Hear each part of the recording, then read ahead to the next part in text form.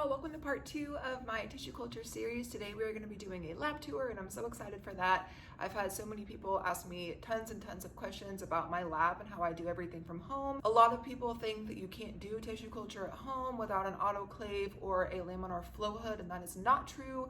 I work just fine without either one of those things.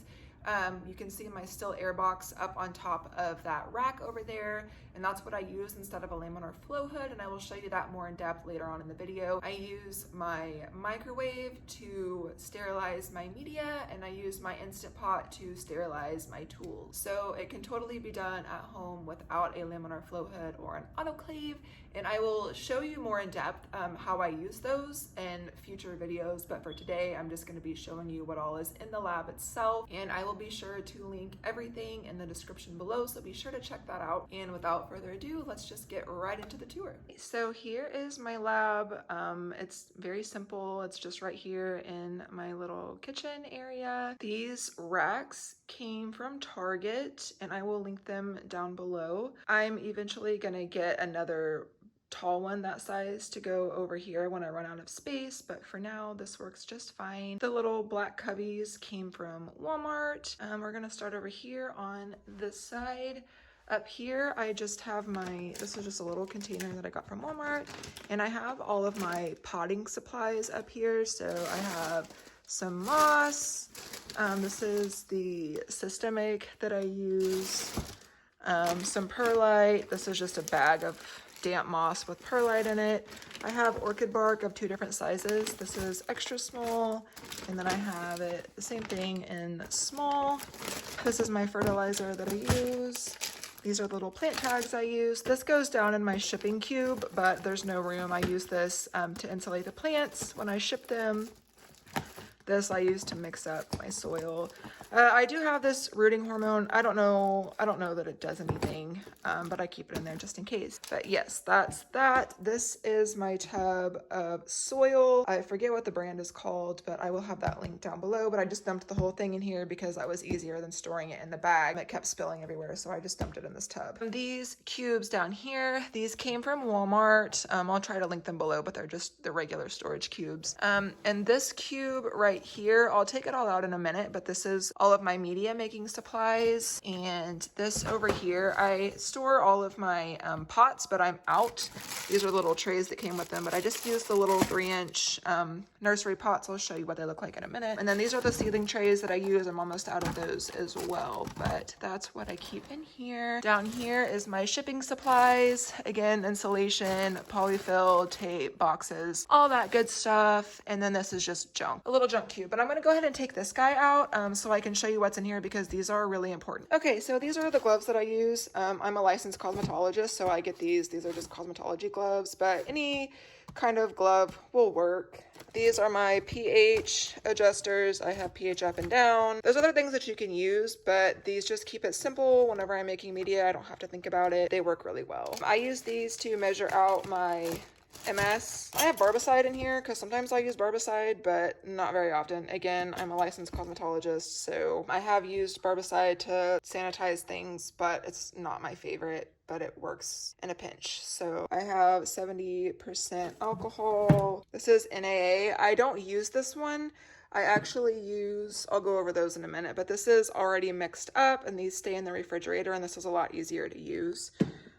But yes, I do have a powdered form as well. This is agar for whenever I don't want to use my pre-made media that already has a gelling agent in it, but this works really well and it's a very common gelling agent. I don't know about using this exact brand, but it's worked well for me. In here I have my magnetic stirring thing, and that's my magnetic stirrer.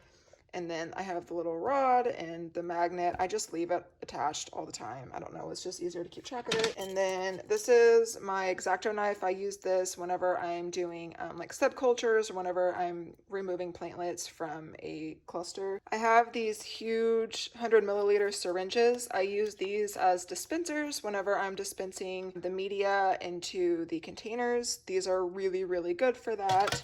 This is my measuring cup. This is what I mix the media in, and I'm gonna have a whole separate video on how I make my media, so you'll see all of that in the future. But yeah, this is what I use. This is what I mix it in. I also have a bunch of these smaller ones. These are 12 milliliters, and then I also have a baby one that's like 1 milliliter that's in there somewhere. This is my pH meter. It works well. It's fairly inexpensive, so I mean, it does the job. These are just random gloves. These are my masks. I bought a whole bunch of them. It was like a huge pack of like 100 or something like that, so I have plenty of those. These are just more magnets for the magnetic stir. And then this is what I use to seal my containers. You can get parafilm if you want. In my opinion, it's kind of expensive, and was hard for me to get, at least where I live, and I didn't want to wait to order it, so I just took a roll of saran wrap and got a PVC pipe cutter, and I cut it up into these little rolls, and that's what I use to seal my containers, and it works just fine. And like I said, it's a lot more affordable. This down here is my little scale that I use to measure out my MS. It's dirty, disgusting, but it works well and it's easy to use. I think that's all that I have in here. Okay, and then these guys all stay in my refrigerator. I pulled them out because my refrigerator is a mess right now and I don't want to take you guys in there, but this is the MS that I use. It already has the vitamins, sugar, and a gelling agent. This one has Gelzan specifically, and I like it because it's just less things for me to have to measure. If I would have known they made this with the gelling agent, I would have bought this in this size instead of buying this, but I was not aware, so I bought this huge thing, which is the exact same thing, except it doesn't have a gelling agent. So when I use this, I have to add in agar or some other type of gelling agent, and it works just as well. It's great. But yeah, I just prefer this one because I don't have to measure out a gelling agent.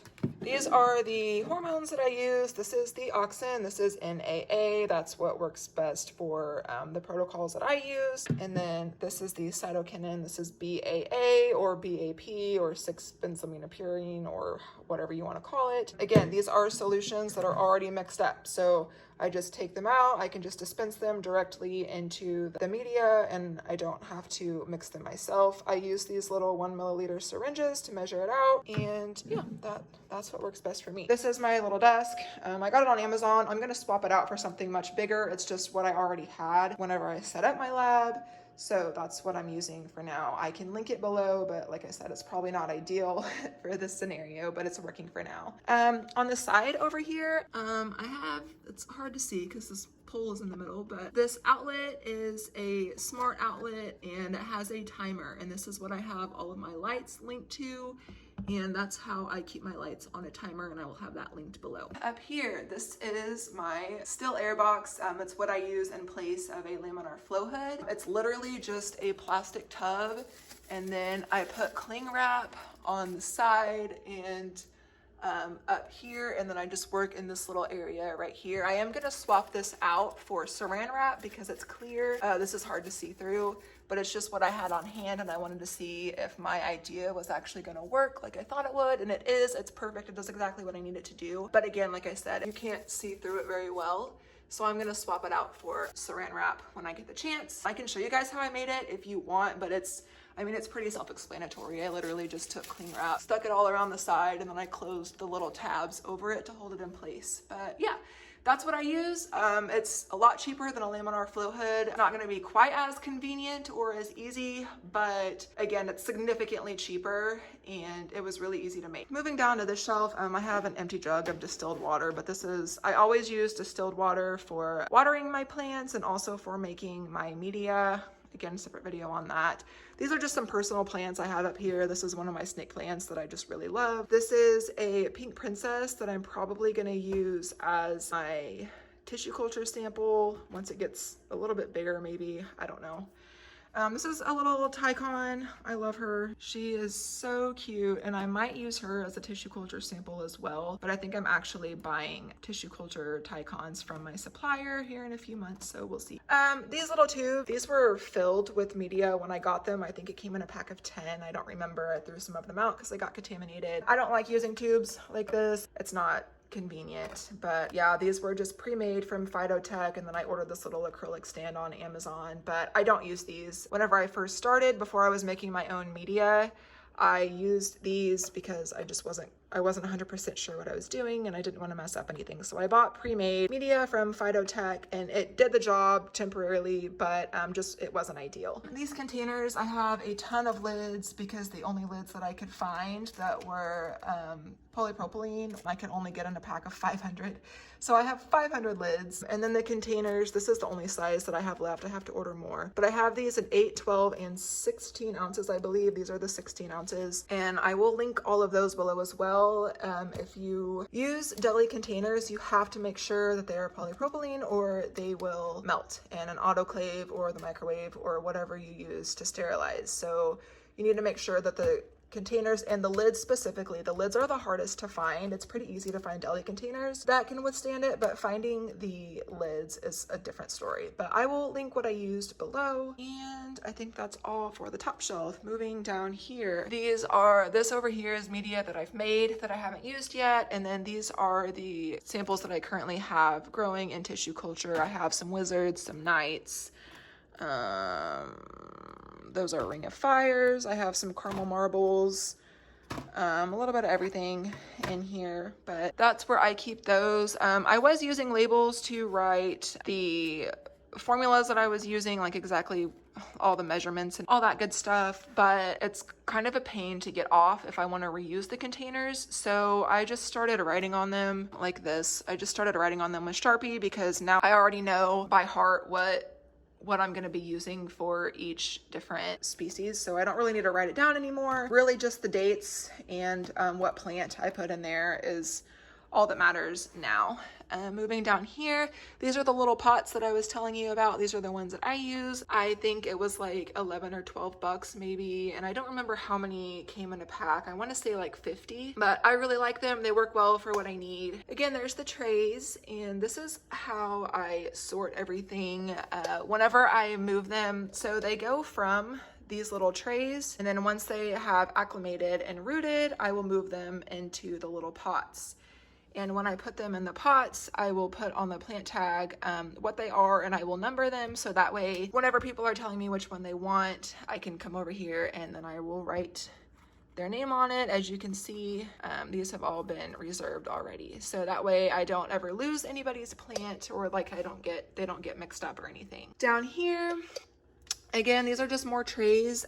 These guys were just recently moved to trays, so they have the lids on. I'm gonna have a whole other video on acclimating. It kind of looks gross. Some of these have been in here for a long time, so the trays don't look the prettiest. Yeah, I have these little temperature and humidity moisture meters that lets me know, that the temperature and the humidity levels are normal. I do use a heat mat for these because this is the rooting process. I take them straight out of tissue culture and put them into these trays. So a lot of the times they don't have roots. So to encourage root growth, I do make sure I put a heat mat under here, but it just comes with this little thermometer, and then you set the temperature and everything, and it keeps them warm, and it makes a significant difference when it comes to the rooting process. But yeah, so that is those. All right, y'all, so that concludes my lab tour. I really hope you enjoyed this video. I hope that it was very inspiring to those of you who have been wanting to get into tissue culture but are kind of overwhelmed at the startup cost of a lab. I promise you don't have to have a very complicated over-the-top lab to get you started. This is all you need, and you can have a successful tissue culture lab. And as I stated in the beginning of the video, I am going to be showing you guys how to use the microwave and the Instant Pot to sterilize, and exactly how I do my transfers in my still air box that I made at home. So be sure to stay tuned for those, and I'll see you in the next video. Bye!